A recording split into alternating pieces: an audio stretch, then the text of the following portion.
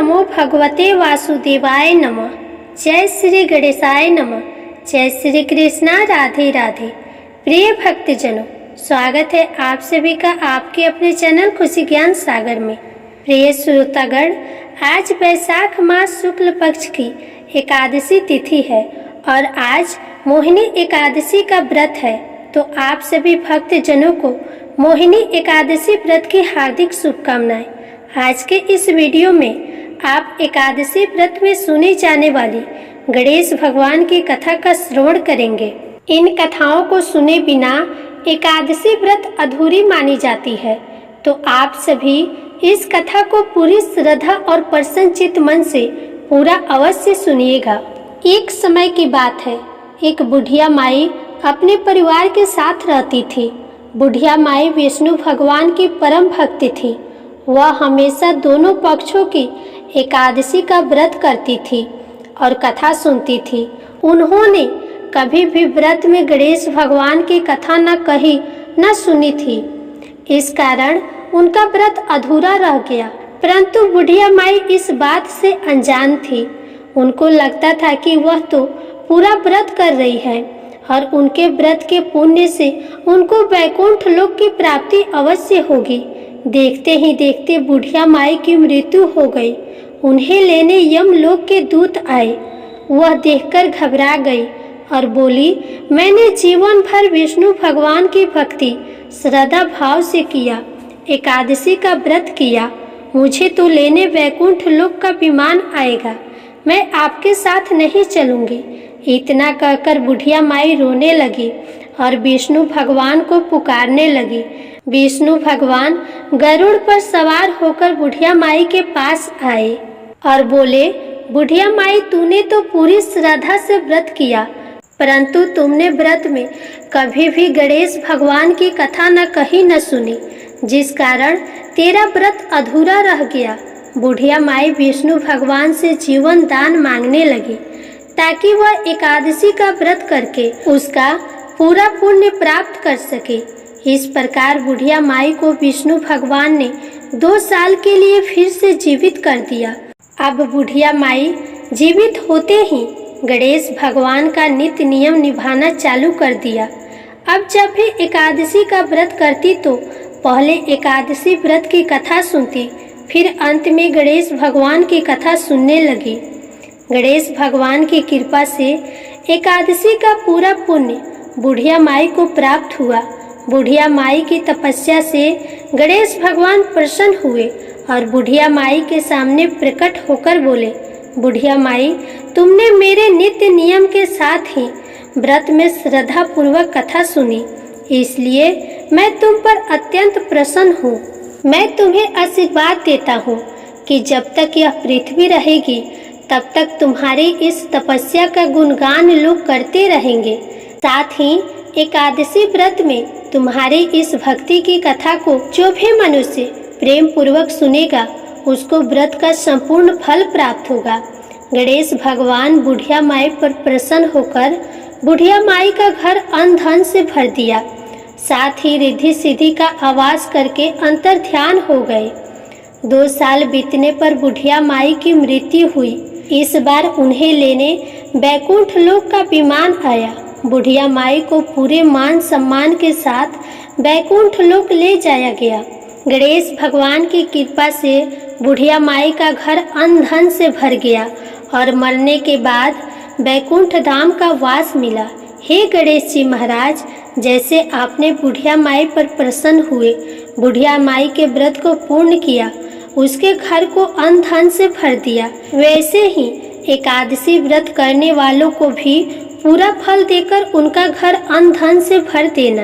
प्रेम से बोलिए गणेश भगवान की जय, माधव भगवान की जय, विष्णु भगवान की जय। अब आप सुनिए भगवान गणेश की दूसरी कथा। एक समय की बात है, विष्णु भगवान का विवाह लक्ष्मी जी के साथ निश्चित हो गया।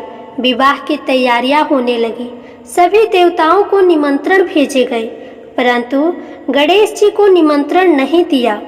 कारण जो भी रहा हो, अब भगवान विष्णु की बारात जाने का समय आ गया। सभी देवता अपनी पत्नियों के साथ विवाह समारोह में आए। उन सब ने देखा कि गणेश जी कहीं दिखाई नहीं दे रहे हैं। तब वे आपस में चर्चा करने लगे कि क्या गणेश जी को नहीं न्योता है या वे स्वयं इस विवाह में नहीं आए हैं। सभी को इस बात पर आश्चर्य होने लगा। तभी सब देवतागण ने विचार किया कि विष्णु भगवान से ही इसका कारण पूछा जाए।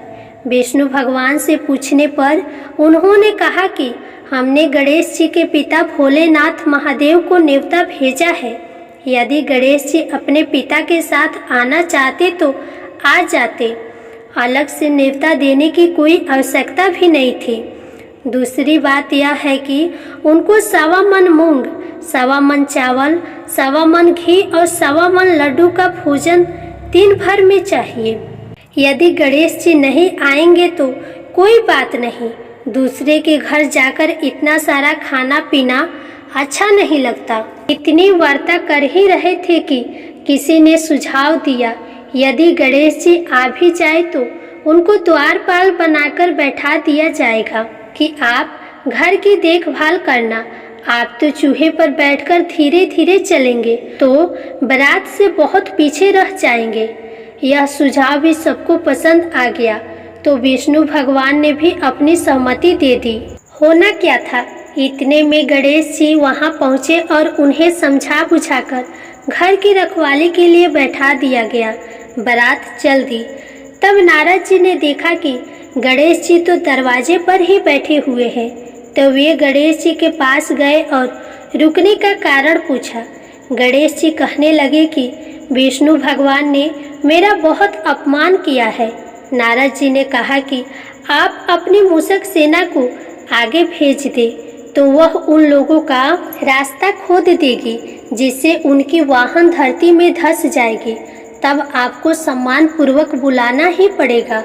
तो गणेश जी ने अपनी मूषक सेना जल्दी से आगे भेज दी और सेना ने जमीन पोल कर दी। जब बारात वहां से निकली तो रथों के पहिए धरती में धंस गए। लाख कोशिश के बाद भी पहिए नहीं निकले। सभी ने अपने अपने उपाय किए, परंतु पहिए तो नहीं निकले, बल्कि जगह जगह से टूट गए। किसी को भी समझ में नहीं आ रहा था कि अब क्या किया जाए। परंतु नारद जी ने कहा, आप लोगों ने गणेश जी का अपमान करके अच्छा नहीं किया। यदि उनको मना कर लाया जाए तो आपका कार्य सिद्ध हो सकता है और यह संकट टल सकता है। शंकर भगवान ने अपनी दूत नंदी को भेजा और वे गणेश जी को लेकर आए। गणेश जी को आदर सम्मान के साथ पूजन किया। तब कहीं रथ के पहिए निकले। अब रथ के पहिए निकल तो गए, परंतु वे टूट फूट गए तो उन्हें सुधारेगा कौन। पास के खेत में खाती काम कर रहा था, उसे बुलाया गया। खाती अपना कार्य करने से पहले श्री गणेशाय नमः कहकर गणेश जी की वंदना मन ही मन करने लगा। देखते ही देखते खाती ने सभी पहियों को ठीक कर दिया।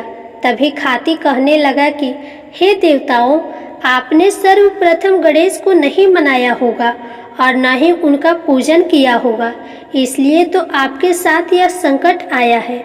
हम तो मूर्ख अज्ञानी हैं, फिर भी पहले गणेश को पूजते हैं, उनका ध्यान करते हैं।